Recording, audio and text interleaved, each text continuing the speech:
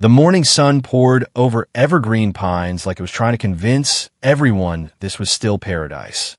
Identical two-story colonials with perfect beige siding-lined streets, named after flowers nobody was allowed to plant without approval. HOA President Karen Whitaker had made sure of that. No vegetable gardens, no flags longer than 4 feet, Christmas lights down by January 15th, or face a $250 fine, and heaven forbid your grass grew a millimeter past 2 inches. Olivia Bennett had moved here 3 years ago, thinking a quiet Chicago suburb would be the perfect escape after years of courtroom wars as a criminal defense attorney. At 34, she wanted peace, not more battles. Instead, she got Karen. The first fine arrived 2 weeks after closing, $150 for unauthorized flower beds. Olivia had planted daisies. Karen's letter called them disruptive to neighborhood uniformity. Olivia paid it. Then came the second for her American flag on a 5-foot pole. Excessive height. She paid that too. By the third, $300 for leaving her garage door open longer than reasonable time, she started keeping receipts. Not out of fear, out of habit.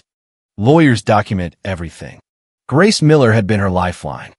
They met at the first HOA welcome mixer. Grace, the board's secretary, bubbly and always armed with forms, offered to help navigate the bureaucracy. Soon there were wine nights, weekend barbecues, Grace even helping Olivia draft appeal letters that mysteriously got approved after Grace talked to Karen. "She's not so bad once you know how to handle her," Grace would say, refilling Olivia's glass. "We're all just trying to keep property values up." Olivia believed her. Why wouldn't she? Grace knew every rule, every loophole, and somehow always knew Karen's schedule better than the president herself. The signs were there, small and easy to ignore when you're drowning in paperwork. Grace's new designer purses she got on sale. The way she'd disappear for hours working on board stuff at Karen's sprawling corner lot. The only house with an unapproved pool cabana that somehow never got fined. The inside jokes about after-hours meetings that made Olivia's skin itch but never quite register as wrong. She was too busy fighting her own fines to see the pattern. This year's annual gala was supposed to be different. The board had voted, Grace's motion, Karen's second, to give Olivia the Resident Advocate Award for exemplary community service. Olivia had spent months volunteering, organizing the food drive, even helping draft a petition for slightly looser garden rules. Karen had smiled at the last board meeting, all pearls and pastel cardigan. "We need fresh voices like yours, Olivia. The community is lucky to have you." Grace had hugged her afterward, whispering, "I told you we'd make it happen." The gala was tonight at the community center ballroom. 500 residents, catered salmon, live jazz quartet, the whole ridiculous production. Olivia's speech was ready, polite but firm, calling for common sense reforms without naming names. She'd even bought a sleek black gala dress that made her feel like the lawyer she was, not the rule-breaker Karen painted her as. The morning of the gala started at 6 with her doorbell ringing. The event planner, hired by the board, arrived with a team to style the honoree. Hair, makeup, a quick rehearsal of her walk to the stage. Grace was supposed to be here first, carrying the award plaque and doing the final toast. Her chair sat empty. Calls went to voicemail. Texts unread. By 7:30, Olivia's stomach tightened the way it did right before a closing argument. Grace was never late. She had backup alarms for her backup alarms. "I'll check on her," Olivia told the stylist, already slipping on flats under her robe. "Something feels off." She grabbed her keys and drove the 3 blocks to Karen's house. Grace had mentioned she was crashing there after late planning. The mansion sat at the end of the cul-de-sac, American flag perfectly regulation height, lawn laser cut. Olivia knocked. No answer. She tried the side gate, unlocked because of course it was. The back patio door slid open silently. Inside, the house smelled like expensive candles and something sharper, champagne and perfume that wasn't Karen's usual floral. Soft jazz played from the bedroom wing. Olivia's lawyer brain cataloged details. 2 pairs of heels by the door, one Grace's red-soled Louboutins she'd bragged about, the other Karen's sensible nude pumps. A half-empty bottle of the same vintage the Gala was serving cooled in an ice bucket. Voices, low, intimate, drifted from the master suite. Olivia pushed the door open before her mind could scream stop. The scene hit like a verdict she didn't want to hear. Tangled sheets, bare shoulders, Karen's perfectly coiffed blonde hair, now a mess across the pillow. Grace's arm draped possessively over her waist. They'd clearly been there all night. Grace saw her first. Her eyes widened in perfect O-shaped panic. She yanked the sheet up like modesty could fix this. Karen turned slower, her face cycling from surprise to recognition to that signature Karen annoyance, like Olivia had interrupted a very important HOA vote. "Olivia," Karen said, voice honey-sweet even now. "You're supposed to be getting ready for your big moment." Olivia stood there in her silk robe, gala dress waiting back home, and felt the same eerie calm she used in court when a witness lied to her face. The lawyer took over. She noted the scratch marks on Karen's shoulder, the bruise on Grace's neck, the stack of HO violation folders on the nightstand, her own name highlighted on top. Evidence. Cold, hard evidence. How long? Olivia's voice came out steady, professional, like she was deposing a hostile witness. Grace started crying immediately. "Olivia, it's not what it looks like. We didn't mean." 6 months, Karen interrupted, sitting up without a trace of shame. She reached for a robe monogrammed with her initials. "And honestly, darling, does the timeline matter right now? The gala starts in 4 hours. 500 people.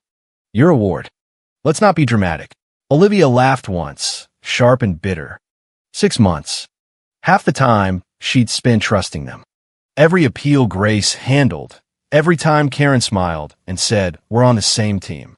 Every late night, Olivia worked while these two were here, laughing about the fines they'd issued to keep her quiet. The board retreat in Wisconsin last spring, the Vegas equivalent, where Grace had come back with new lingerie and Karen suddenly approved Olivia's flagpole variants. The pieces clicked into place with courtroom precision. "You've been fining me for petty crap while breaking every rule you wrote," Olivia said.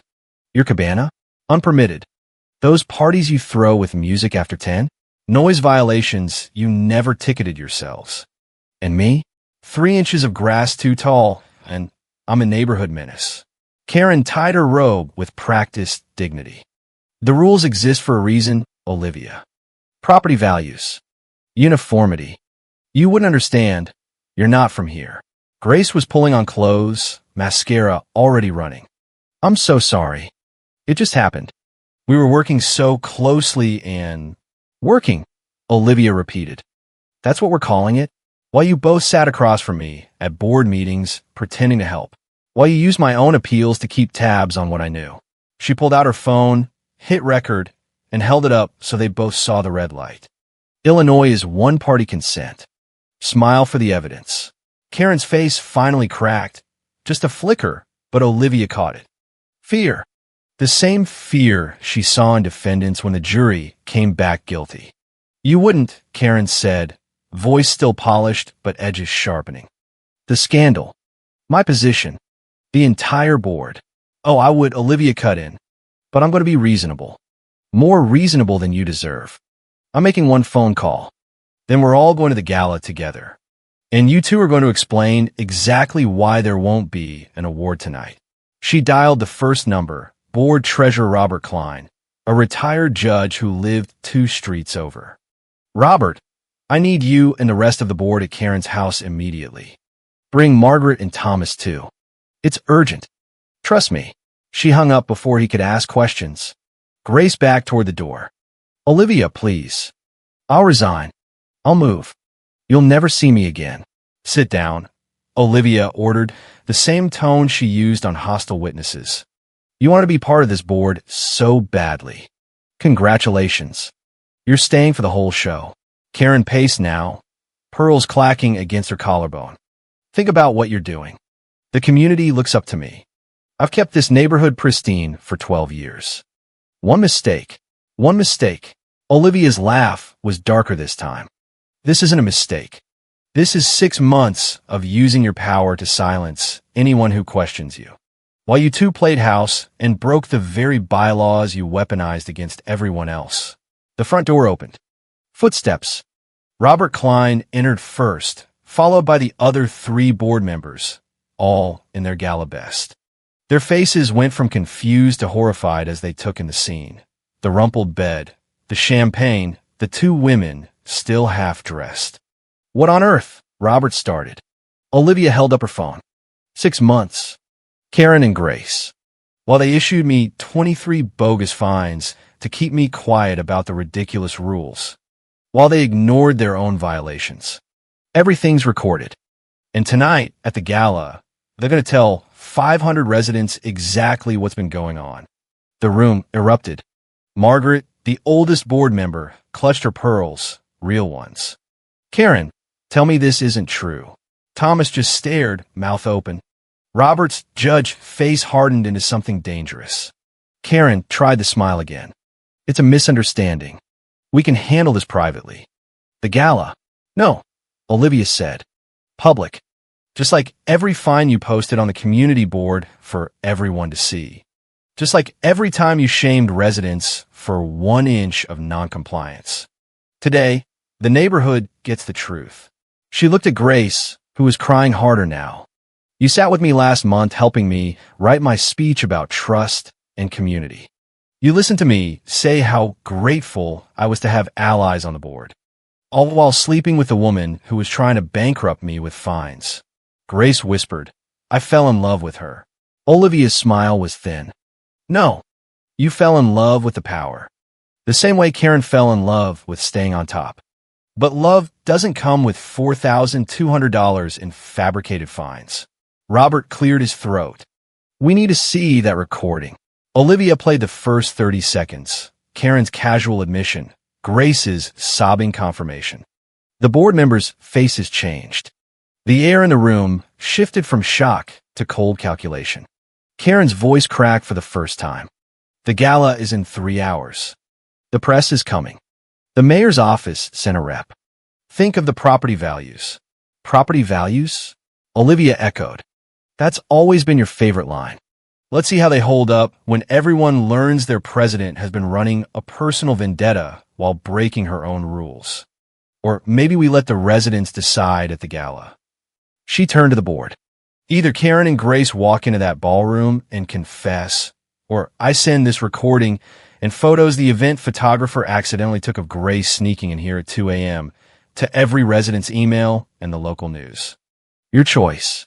The silence stretched. Karen's perfect mask finally shattered. She looked small suddenly, just another middle-aged woman caught in her own web. Robert spoke first. "Karen, you're going to that gala. You're going to tell them the truth. And then you're going to resign. Effective immediately." Margaret nodded. "And Grace, you're off the board too. We'll handle the bylaws violations later." Olivia slipped her phone back into her pocket. "Good. Now let's all get ready. We wouldn't want to be late for the show." The walk to the community center felt like a funeral march dressed in gala glitter. Karen's Mercedes led the convoy, Olivia's car right behind, so she could keep an eye on them.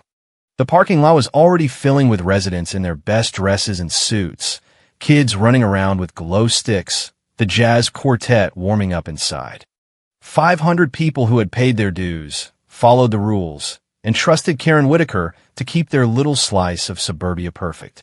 Inside the ballroom, white roses, approved variety only, covered every table. Crystal chandeliers sparkled. The stage waited with the award plaque Olivia was never going to receive. Karen's book club ladies clustered near the front, whispering excitedly. The mayor's rep chatted with a local news crew. Everything looked exactly as planned, until the board took the stage. Robert Klein grabbed the microphone first, voice steady. "Ladies and gentlemen, thank you for coming.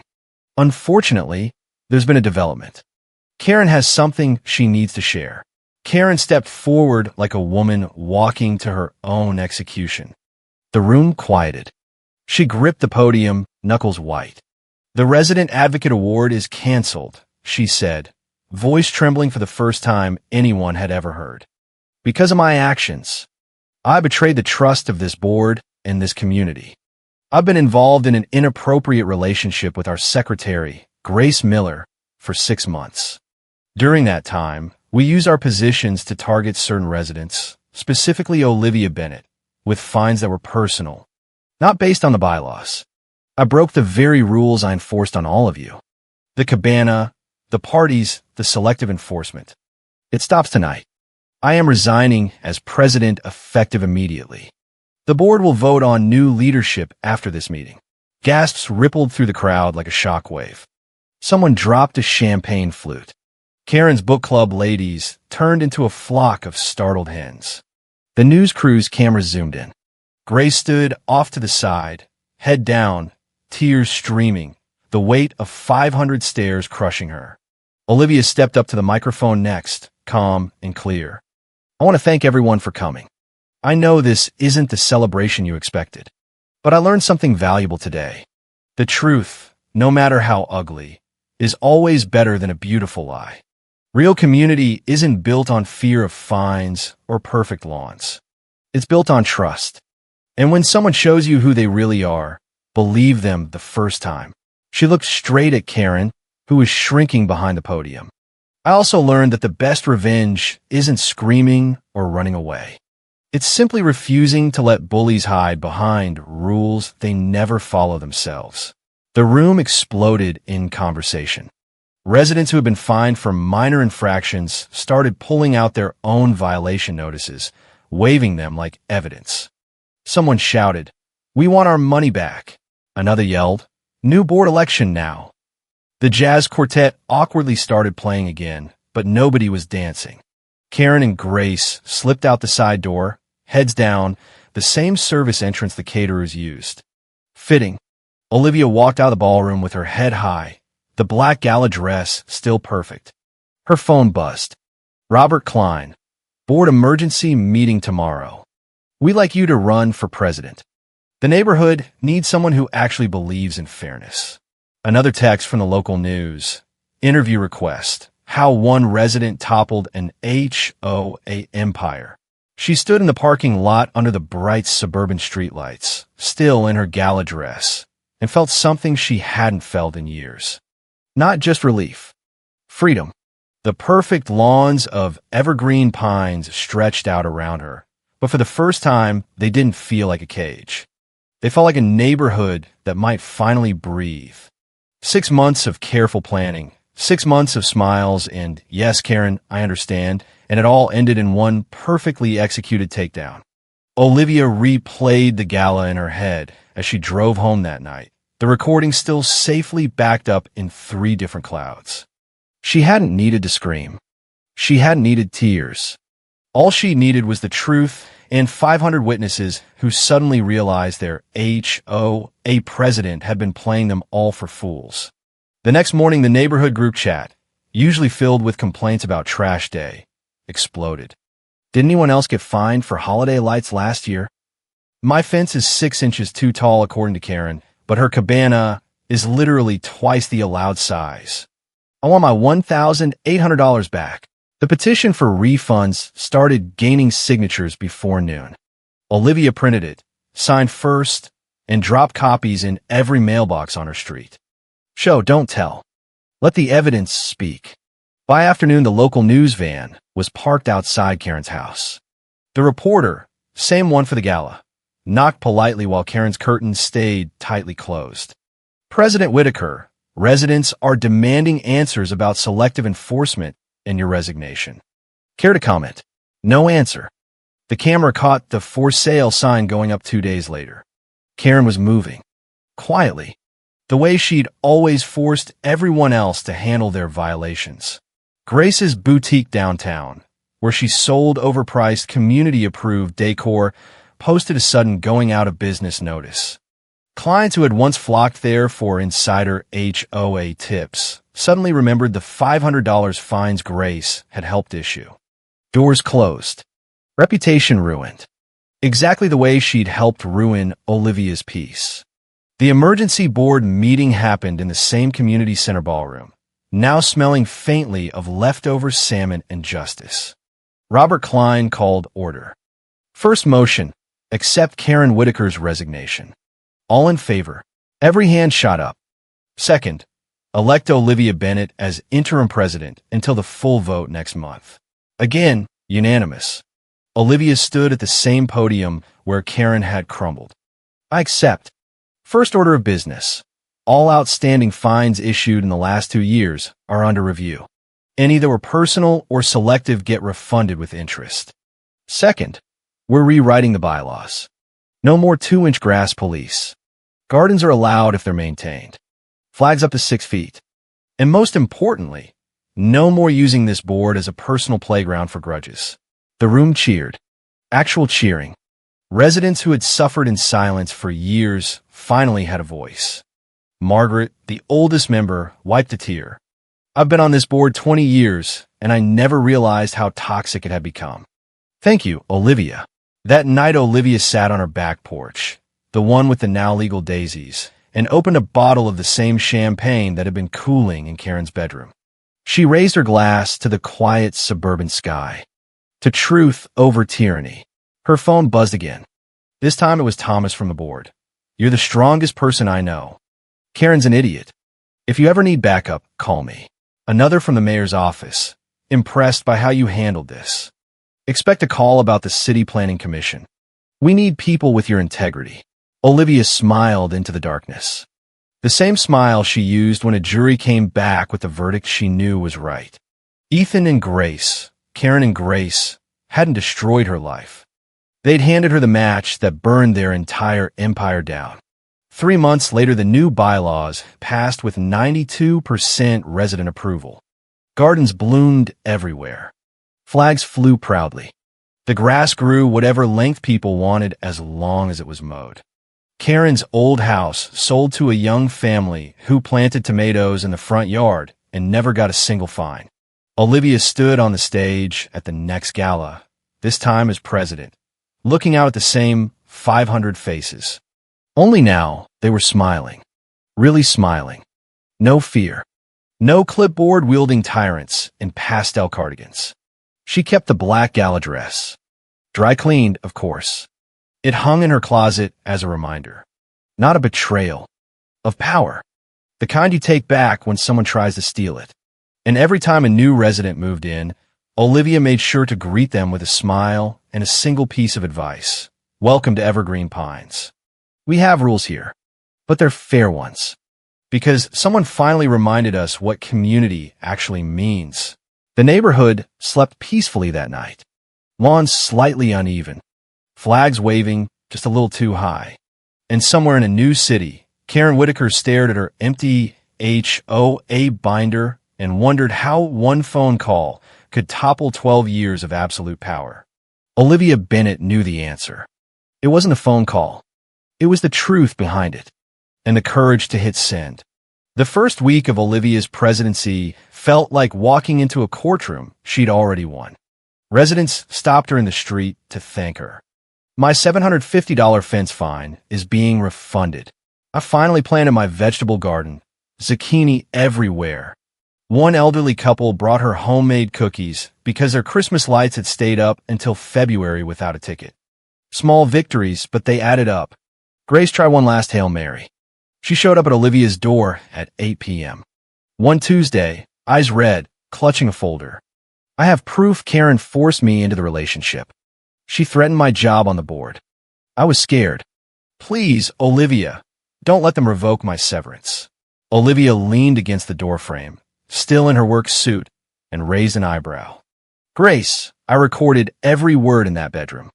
You called her baby 17 times. You laughed about how easy it was to handle me. Save the victim act for someone who didn't watch you pull on your Louboutins while Karen offered me hush money. Grace's shoulders slumped. I really did care about you. At first. No, Olivia corrected gently. You care about the power Karen gave you. There's a difference.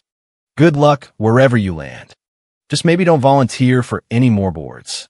The door closed softly. No drama. No yelling.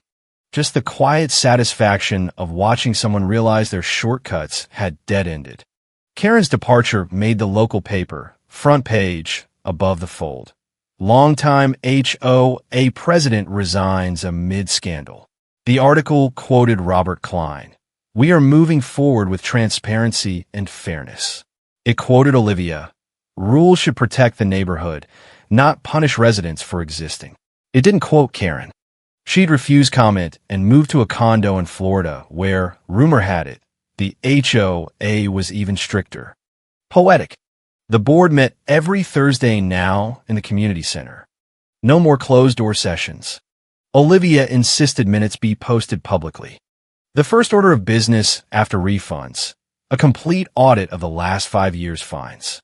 Turns out Karen had pocketed nearly $18,000 in administrative fees that somehow never made it to the Neighborhood Beautification Fund. The money was returned. Residents got checks in the mail with a simple note, courtesy of the new Evergreen Pines HOA. Olivia's law firm noticed the change too. Partners started introducing her as the woman who took down an HOA empire. Cases came easier. Judges smiled in the hallway. One federal prosecutor even pulled her aside after a hearing. Heard about your neighborhood heroics. We could use that kind of integrity on our team if you ever get tired of private practice. She didn't. Not yet. But the option felt good. 6 months after the Gala, Evergreen Pines held its first unregulated block party. No permits. No approval forms. Just neighbors grilling burgers, kids running through sprinklers, and music playing past 10 without a single complaint form filed. Olivia stood in the middle of the street with a paper plate, watching the sunset paint the identical houses in warm orange light. For the first time since moving here, it felt like home. Her phone buzzed. A text from an unknown number. This is Judge Martinez. Watch your story on the news. Classy handling of a mess. Expect a call about the city oversight board.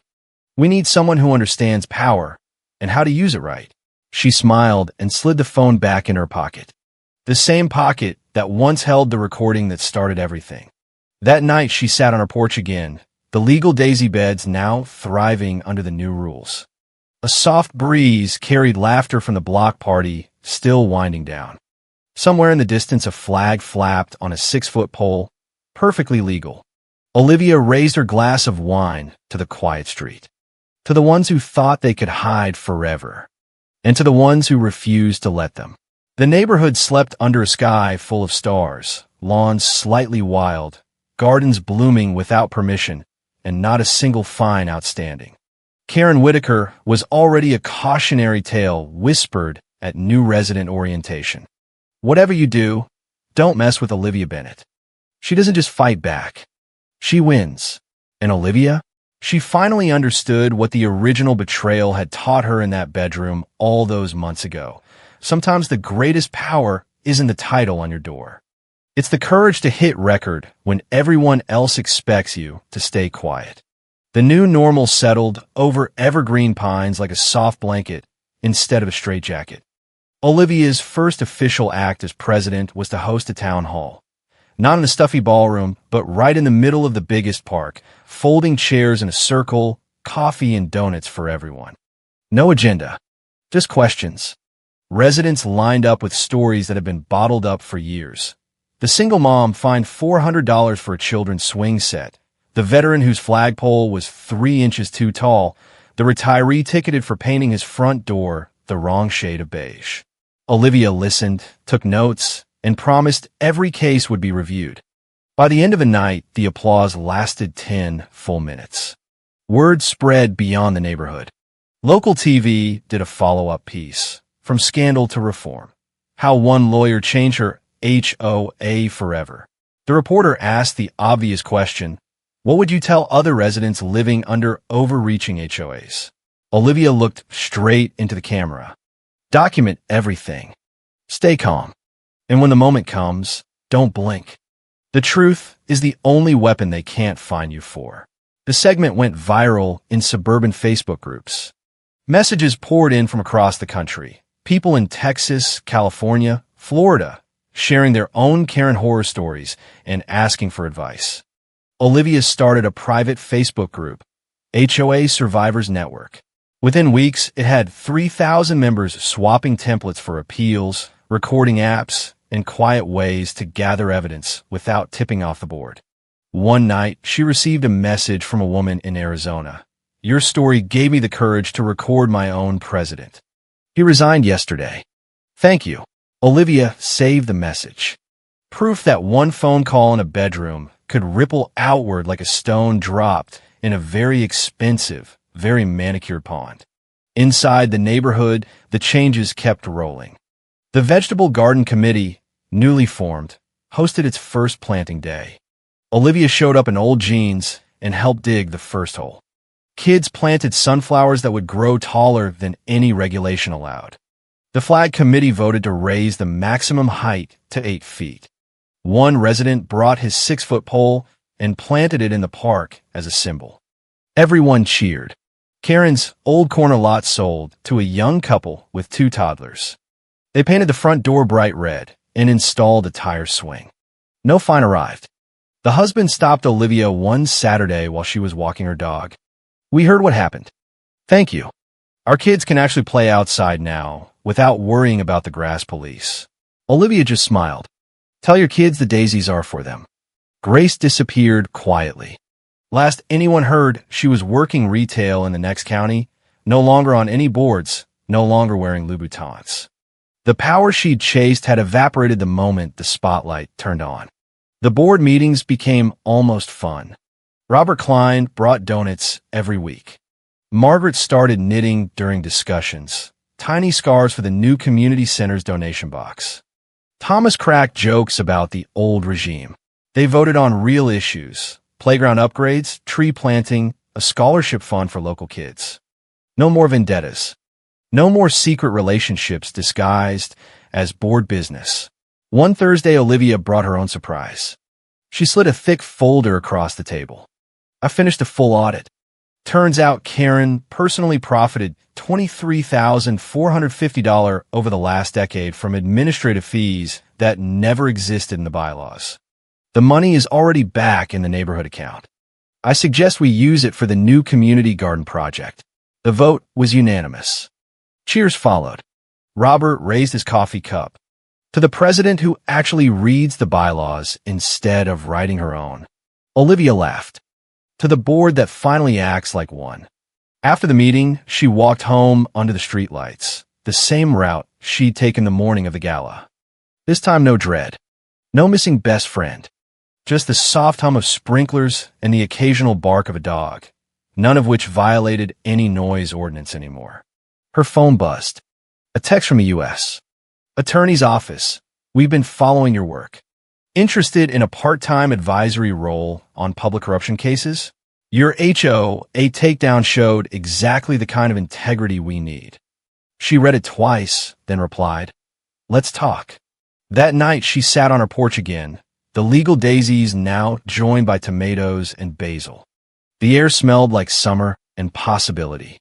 Somewhere down the street, a flag waved proudly at 7 feet. A child laughed as she ran through a sprinkler. A neighbor waved from across the street. No clipboard, no warning letter, just a friendly hello. Olivia raised her glass to the dark sky, to the ones who thought rules were weapons, and to the ones who reminded them rules are supposed to protect people. The neighborhood slept peacefully, lawns happily uneven, gardens blooming without permission, and not a single Karen in sight. 1 year to the day after the gala, Evergreen Pines held its first truly free summer festival. No permits required. No approval forms. Just residents bringing whatever they wanted: food, music, games, even a small fireworks show after dark because the new bylaws allowed it. Olivia stood at the entrance handing out flyers for the new Fair HOA handbook she'd written herself. Residents grabbed them eagerly, many stopping to hug her or shake her hand. "Thank you for giving us our neighborhood back. You turn a nightmare into something we're proud of." One little girl, maybe 6 years old, tugged her mom's sleeve and pointed at Olivia. "Mommy, is that the lady who made the mean president go away?" The mom laughed. "Yes, sweetie. She's the one who fixed everything." Olivia knelt down to the girl's level. "The secret is simple, kiddo. Always tell the truth, even when it's scary, especially when it's scary." The girl nodded solemnly, then ran off to the bounce house. As the sun set, the jazz quartet, now a community band anyone could join, played the same Ella Fitzgerald song that had once played in Karen's bedroom. This time it felt like victory music. Olivia danced with Robert Klein, then with Margaret, then with half the neighborhood. No one worried about noise complaints. No one checked the clock.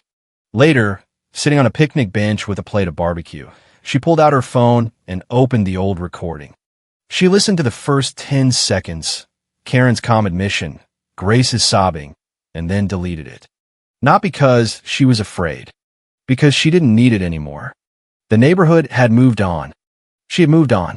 A new text arrived from a mayor.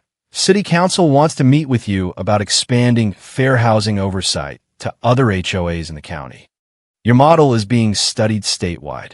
Olivia smiled at the screen. The same smile she'd worn the day she walked out of that bedroom with her head high. She stood up, brushed crumbs from her dress, the same black gala dress, now worn to neighborhood events as a badge of honor, and looked out over the park. 500 people laughing, eating, living without fear. Gardens bloomed in every yard. Flags flew at every height. Kids played on tire swings. Dogs ran off-leash in the new dog park they'd voted to build. This was what community looked like when the bullies were gone. Olivia raised her plastic cup of lemonade to the sky one last time. To the phone call that changed everything. And to the truth that set us all free. The music swelled. Fireworks lit the sky. Legal, colorful, and perfectly imperfect. And in the quiet suburbs of Evergreen Pines, for the first time in years, everyone slept soundly under the same stars, knowing the only rules that mattered were the ones they chose together. The end.